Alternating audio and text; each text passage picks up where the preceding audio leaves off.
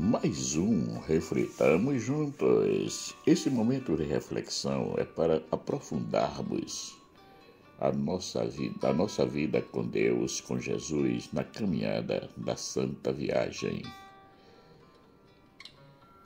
Essas reflexões são escritas após uma meditação da palavra.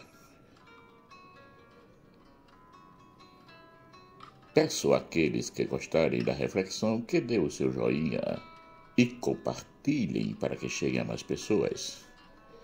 E também que se inscrevam, aqueles que ainda não se inscreveram, se inscrevam no canal. Assim podem nos ajudar a manter-se ativos na divulgação do Reino de Deus. Obrigado.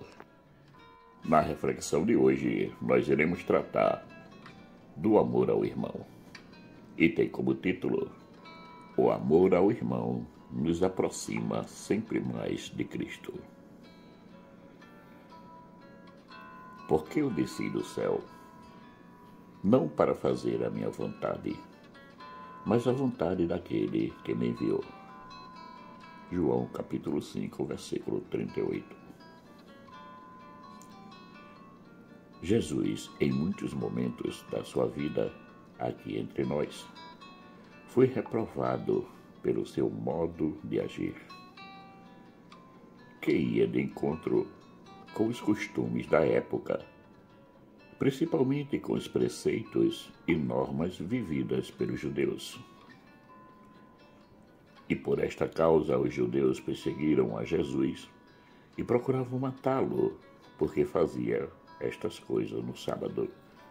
João capítulo 5, versículo 16.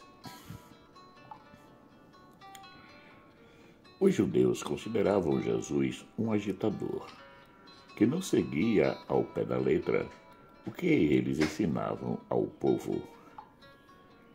Porém, Jesus um dia disse-lhes: Não julgueis que vim abolir a lei ou os profetas. Não vim para os abolir, mas sim para levá-los à perfeição. Mateus capítulo 5, versículo 17. Pois é, ele não veio destruir o que já existia, mas veio dar uma nova roupagem naquilo que estava vivendo. Ele veio tirar o peso que os fariseus e doutores da lei colocavam sobre o povo, e no lugar desse peso coloca o amor, que é leve como uma brisa suave. E depois do fogo uma voz mansa e delicada. E sucedeu que, ouvindo-a, Elias envolveu o seu rosto na sua capa e saiu para fora e pôs-se à entrada da caverna. E eis que veio a ele uma voz que dizia: Que fazes aqui, Elias? E o Senhor lhe disse: Vai, volta pelo teu caminho para o deserto de Damasco. 1 Reis, capítulo 19, versículo 12 a 15. Deus é amor, bondade, compaixão e misericórdia. Portanto, como nos disse Jesus, vinde a mim, todos os que estáis cansados e oprimidos, e eu vos aliviarei. Tomai sobre vós o meu jugo, e aprendei de mim, que sou manso e humilde de coração, e encontrareis descanso para as vossas almas. Porque o meu jugo é suave e o meu fardo é leve. Mateus capítulo 11, versículo 28 e 30. Logo, não devemos nos agitar e entrar em pânico quando alguma coisa não está indo conforme o que planejamos. Vamos confiar no Senhor, que tudo pode e que para Ele nada é impossível. Em Deus, tudo tem o seu tempo para realizar-se.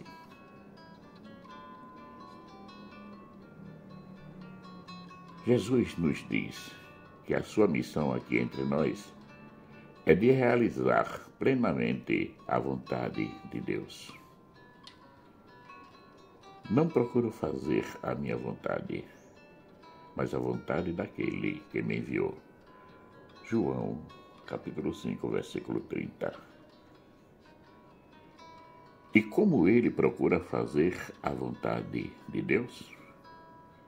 Simples, muito simples, imitando o Pai.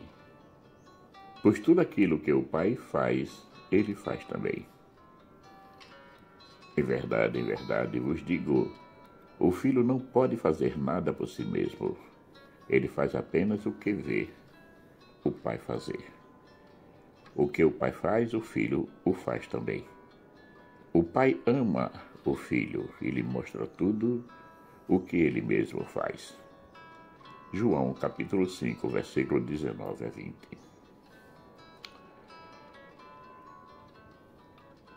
Nesse relacionamento trinitário, o Filho abandona-se no Pai e deixa-se ser guiado por ele. A maravilhosa lição que podemos tirar daqui é a da humildade, como disse Paulo. Sendo ele de condição divina, não se prevaleceu de sua igualdade com Deus, mas aniquilou-se a si mesmo, assumindo a condição de escravo e assemelhando-se aos homens. E sendo exteriormente reconhecido como homem, humilhou-se ainda mais, tornando-se obediente até a morte e morte de cruz. Filipenses capítulo 2, versículo de 6 a 8. Ele, que é Deus, não se deixou levar pela sua condição divina, mas assumiu plenamente a sua condição humana, bem diferente de nós, que somos plenamente humanos, mas nos comportamos como deuses, muitas vezes se sentindo como a última cocada do tabuleiro. Aprendamos com Jesus que o mais importante não é defender-se, proteger a nossa imagem, sair bem na foto. Não é isso que vai dizer quem somos. O mais importante na nossa vida é a nossa capacidade de amar, o quanto somos capazes de nos anularmos e nos esvaziarmos, deixando-nos preencher somente do amor de Deus, assim como fez Jesus. Do que vale a nossa vaidade, o nosso orgulho, a nossa soberba, se no fim a única coisa que Jesus vai nos cobrar é se formos capazes de amar ou não o irmão. Deus, na sua infinita misericórdia, respeita a nossa liberdade e nos deixa fazer as nossas escolhas. Todas as manhãs Ele nos chama a um novo dia. Portanto, se é um novo dia, deveríamos também procurar ver tudo com os olhos novos, com os olhos de Deus, porque é assim que Ele faz conosco. Esse exercício de ver tudo com os olhos novos não apaga o que se fez, mas purifica-o com a graça do Espírito Santo, que com seu fogo purificador nos renova. E renovados, podemos agir com os nossos irmãos, convidando-os a renovar-se também. Só não podemos fazer como um empregado malvado que foi perdoado a sua grande dívida pelo patrão, mas não perdoou a pequena dívida que o seu irmão tinha com ele. De graça recebemos e de graças doamos. Portanto, se o Espírito Santo nos purifica, purificamos também uns aos outros, perdoando-nos mutuamente.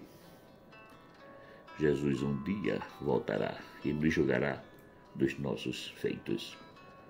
Ele, porém, diz que eu não posso fazer nada por mim mesmo. Eu julgo conforme o que escuto e meu julgamento é justo. João, capítulo 5, versículo 30. Ele não age em nome próprio, mas em nome de Deus. O seu julgamento é justo porque não é ele que condena ou salva, mas somos nós mesmos que, através das nossas escolhas, pegamos o caminho da porta estreita ou da porta larga. Ele apenas confirma a nossa escolha. Jesus não quer que nenhum de nós se perca, que nenhum de todos aqueles que de Deus se perca, mas que o ressuscite no último dia. João capítulo 6, versículo 39. Porque, como ele mesmo disse, eu sou a ressurreição e a vida. Quem crê em mim, ainda que esteja morto, viverá. João capítulo 11, versículo 25. A nossa vida em Cristo não tem outra estrada a não ser aquela que nos leva à vida eterna. Mas será que somos merecedores de um sacrifício tão grande assim? ao ponto de dar a vida? Como poderemos nos fazer merecedores dessa graça? Jesus, em toda a sua vida terrena, não fez outra coisa a não ser a vontade de Deus. Essa é a lição que ele nos deixou. Cabe a nós agora colocá-la em prática. E aí nos vem a nossa querida sabedoria que nos torna esperto.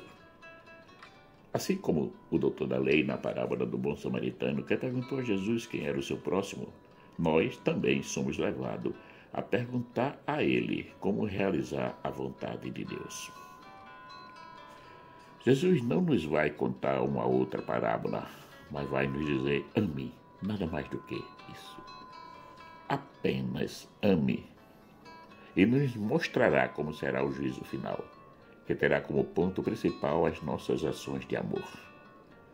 Porque tive fome e deste-me de comer, tive sede e deste-me de beber.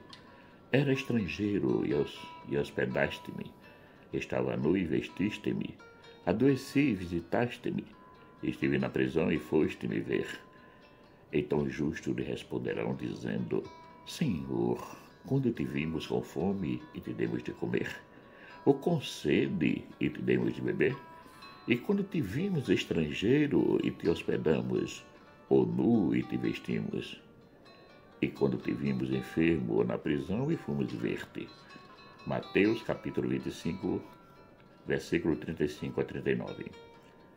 Interessante que Jesus em nenhum momento nos pergunta quantas missas assistimos, quantos textos rezamos, quantas novenas participamos, quantas pastorais assistimos, quantos cultos participamos, quantas vezes lemos a Bíblia. Tudo isso pode nos ajudar a fortalecer a nossa fé na caminhada. Mas, como nos diz Paulo, se faltar o amor, não vale de nada todo esse esforço. Como somos ainda metidos a esperto, podemos ainda questionar Deus sobre a quem devemos amar, a todos, a alguns ou aos mais próximos. Jesus é muito enfático e nos diz: em verdade vos digo, que quando fizeste a um destes meus pequeninos irmãos, a mim o fizestes. Mateus capítulo 25, versículo 40. Portanto, devemos amar a todos, porque todos nós somos pequeninos diante de Deus. Estamos sempre precisando de sua proteção e do seu amor. Mas cuidado, o contrário também é verdadeiro.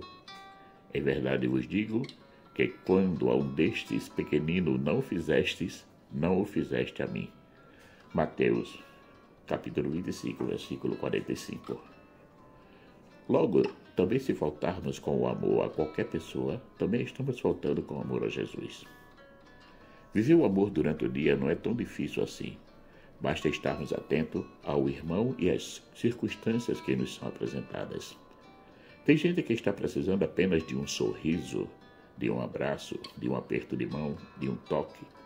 Outros que precisam mais de atenção, de serem escutados. Outros que precisam de algo mais robusto, como um pedaço de pão, um prato de arroz com feijão, uma roupa, um copo de água.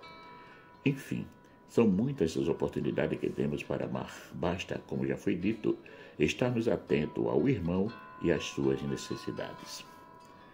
Falando sobre essas oportunidades, lembro-me de uma experiência de um bispo que, ao encontrar-se com um morador de rua, foi ao seu encontro e lhe tocou no ombro.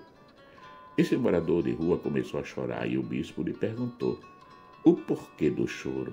E ele respondeu: faz tanto tempo que alguém não me toca e nem me abraça. Pois é, não percamos as oportunidades para amar, que ninguém passe em vão ao nosso lado no momento presente da vida. Marcos Laurentino.